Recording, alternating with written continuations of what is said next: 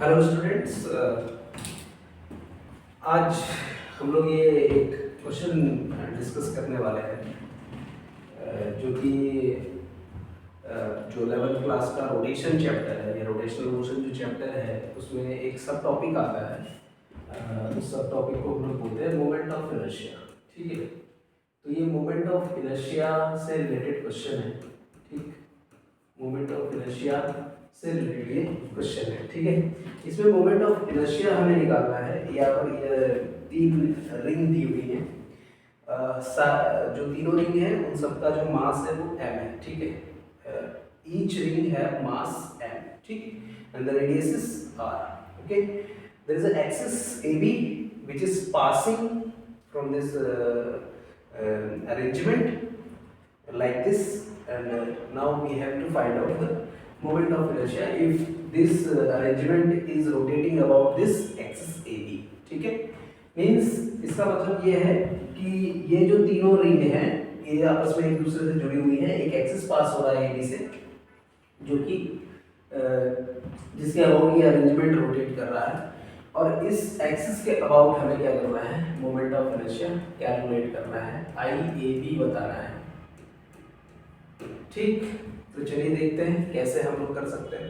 तो सबसे पहले हमें क्या चाहिए होगा कि मोमेंट ऑफ इनर्शिया का फॉर्मूला क्या होता है। तो भाई अगर हम मोमेंट ऑफ इनर्शिया के फॉर्मूले की बात करते हैं तो I इक्वल्स टू होता है m into r स्क्वायर।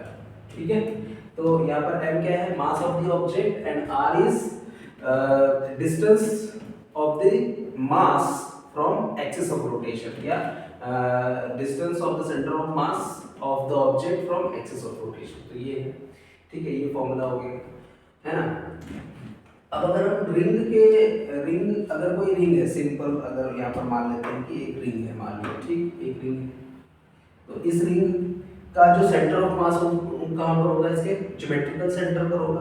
तो ज्योमेट्रिकल सेंटर पर अगर इस रिंग का सेंटर ऑफ मास है, ज्योमेट्रिकल सेंटर पर इस रिंग का क्या है, सेंटर ऑफ मास है, तो यहाँ पर इसका सेंटर ऑफ मास होगा ज्योमेट्रिकल सेंटर पर। ठीक है,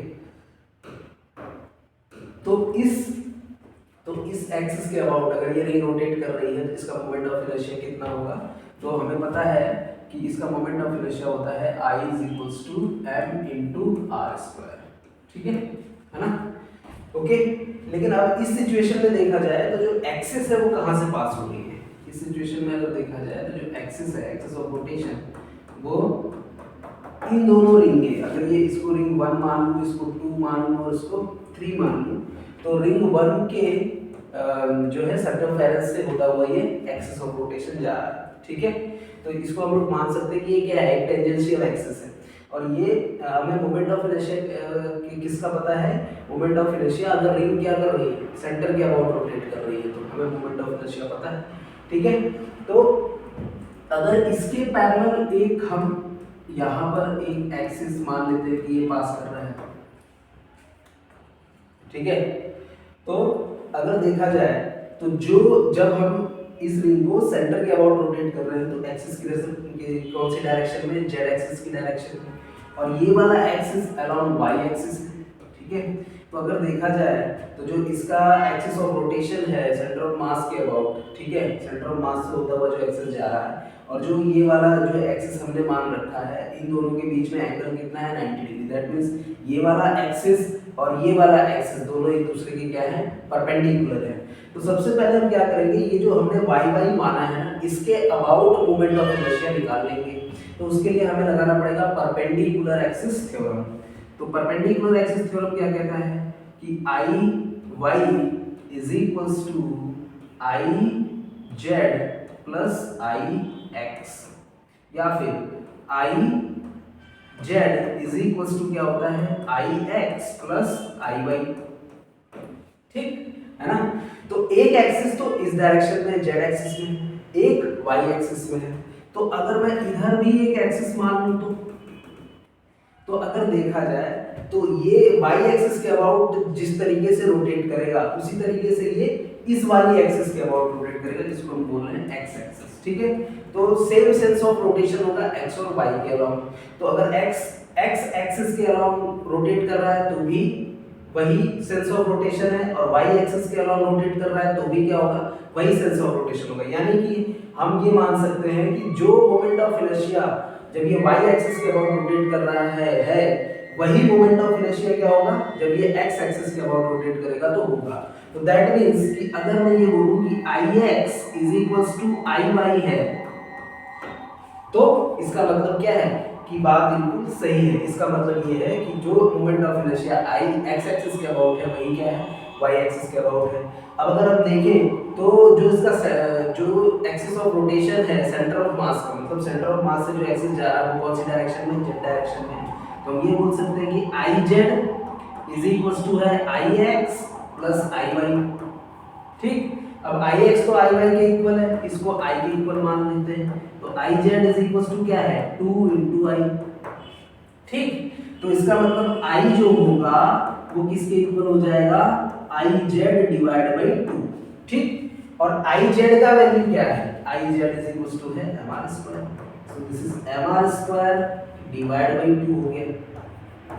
आई होप इतनी बात आपको क्लियर हो गई होगी कि हमने किस एक्सिस के अबाउट जो है मोमेंट ऑफ इनर्शिया निकाल लिया।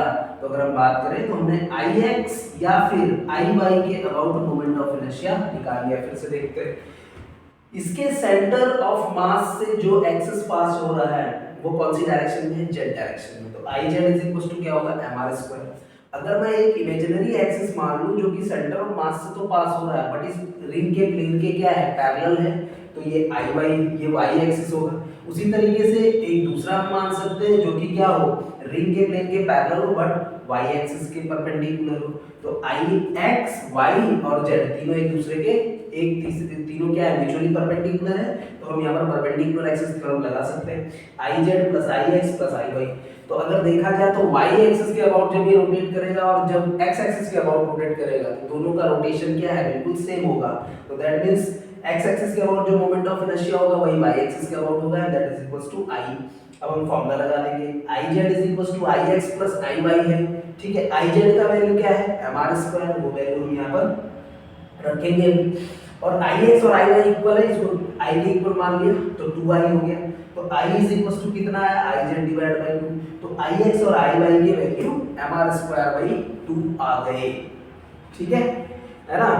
अब देखो अब एक्चुअल में हमें किस एक्सिस के अबाउट मोमेंट ऑफ इनर्शिया निकालना है। एक्चुअल में अगर देखा जाए तो हमें मोमेंट ऑफ इनर्शिया निकालना है इस वाली एक्सिस के अबाउट। तो इस एक्सिस के अबाउट हमें मोमेंट ऑफ इनर्शिया पता है कितना है। तो iy इज इक्वल्स टू है mr स्क्वायर डिवाइड बाय 2 और इन दोनों के बीच का मतलब इन दोनों एक्सिस के बीच का जो डिस्टेंस है वो r। इस रिंग का टोटल मास क्या है n। तो अब हम क्या कर सकते हैं इस एक्सिस के अबाउट मोमेंट ऑफ इनर्शिया निकालने के लिए हम पैरेलल एक्सिस थ्योरम लगा सकते हैं क्योंकि ये वाली एक्सिस इस वाली एक्सिस के पैरेलल होगा। तो हम लगाएंगे पैरेलल एक्सिस थ्योरम। देखिए कैसे लगाएंगे आइए। तो पैरेलल एक्सिस थ्योरम लगाएंगे, ये दोनों एक दूसरे के पैरेलल है। इस एक्सिस के अबाउट हमें मोमेंट ऑफ इनर्शिया निकालना, मान लेते हैं ये I1 वन एक्सिस है। ठीक है, I1 निकाल रहे हैं। ठीक है, तो I1 इज इक्वल्स टू क्या होगा इसके अबाउट मोमेंट ऑफ इनर्शिया जो कि अभी हमने कैलकुलेट किया iy प्लस इन दोनों एक्सिस के बीच का डिस्टेंस कितना है r और इसका मास कितना है m। तो m into r स्क्वायर, क्योंकि जो पैरेलल एक्सिस थ्योरम होती है वो क्या कहती है ICOM plus m into r square, जहां पर r क्या होता है दोनों एक्सिस के बीच का डिस्टेंस होता है, सेपरेशन होता है और m क्या है ऑब्जेक्ट का मास। तो सीधा सीधा हम वैल्यू रख देंगे। यहाँ पर हो गया ये mr square divide by 2 plus mr square and that is equals to I1. So I1 will be equals to